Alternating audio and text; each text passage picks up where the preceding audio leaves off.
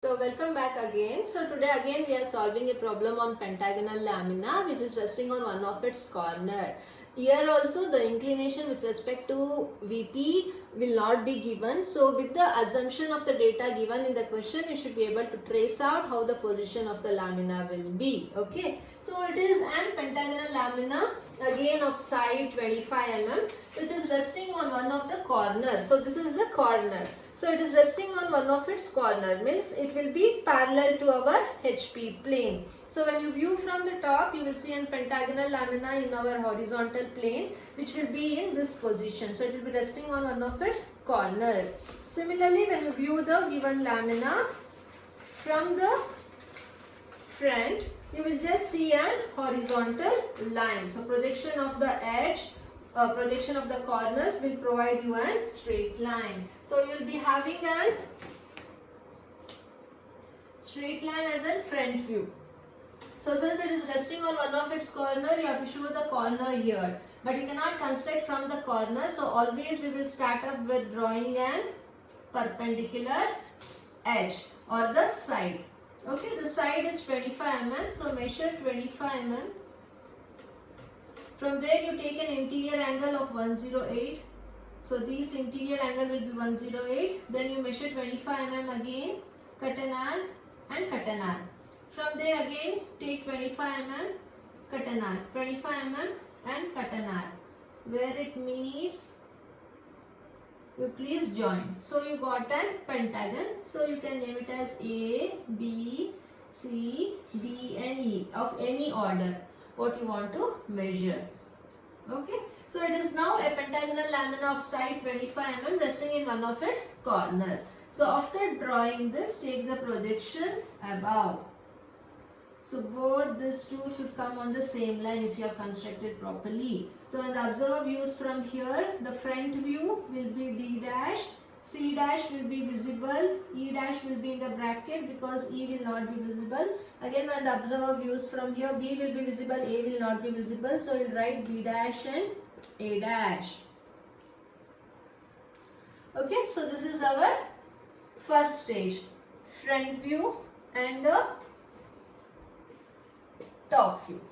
Okay, so this is done. So in the second stage what they have told, so the side 25 mm is resting on one of the corner on HP, while the side opposite to the corner, which is the side opposite to the corner, this is the side.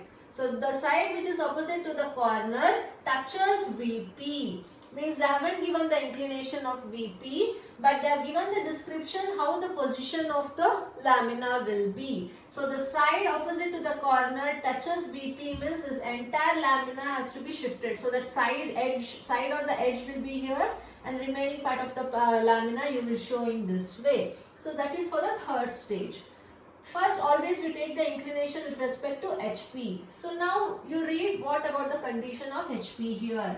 It is told if the lamina makes an angle of 60 degree with HP, we have to trace out the second stage. So now the given lamina is parallel to our XY plane in our front view. So that will be now shifted to 60 degree to HP. So leave some space, fix the point here.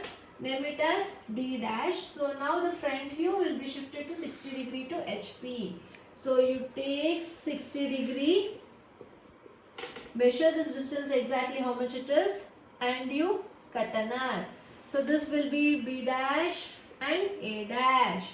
Again you measure from D dash to C dash of E dash how much it is and you cut an arc. So this will be C dash, E dash. After that, take the projection down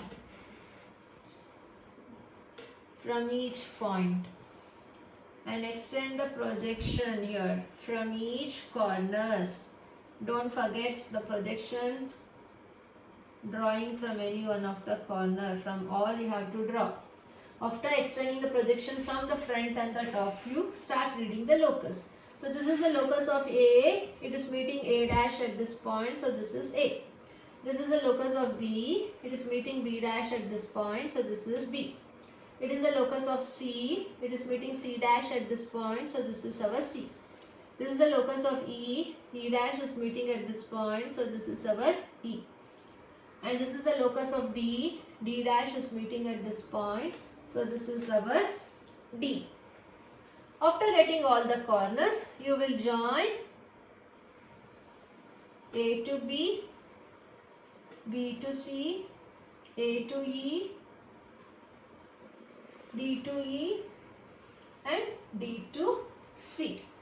Okay, so this is how you will solve the problem in the second stage. Here they are given 60 degree to HP, so we have taken. In case if they haven't given 60 degree to HP, they'll give the locus 15 mm, yeah, 25 mm above HP. Then you have to draw that locus and shift the front view from first stage to the second stage.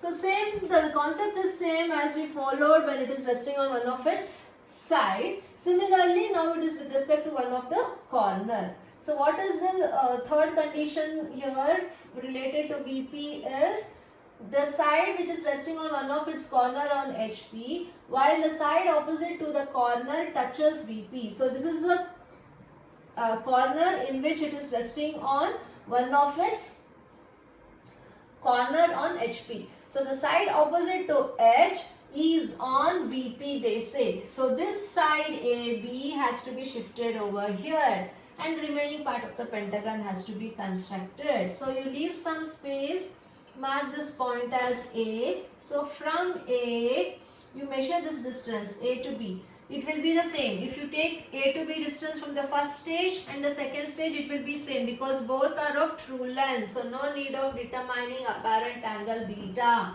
Whenever this description is given with respect to side or the corner, always don't take the beta angle. Whenever it is told the bisector, the median, in case of triangle, then only you will consider the beta angle. Okay, so after this, now you measure the distance AB, how much it is, because it is told the side the side opposite to the corner on HP is resting on VP. Okay, so this is the side opposite to the corner, so this side is now resting on VP, means you have to show it on HP. So this side is now shifted here. After that, what is the procedure I have told? You should identify the midpoint of AB.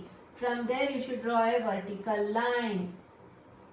It will be exactly 90 degree. After drawing, try to trace out the point D. So measure from the midpoint to this distance how much it is. Cut an arc. You will get the distance D. So now you have to trace out E and C also. For that you need to know the distance from the midpoint to here. So you measure this distance and you cut an arc. From there you draw a locus parallel to our XY plane. After that you measure from A to E is how much?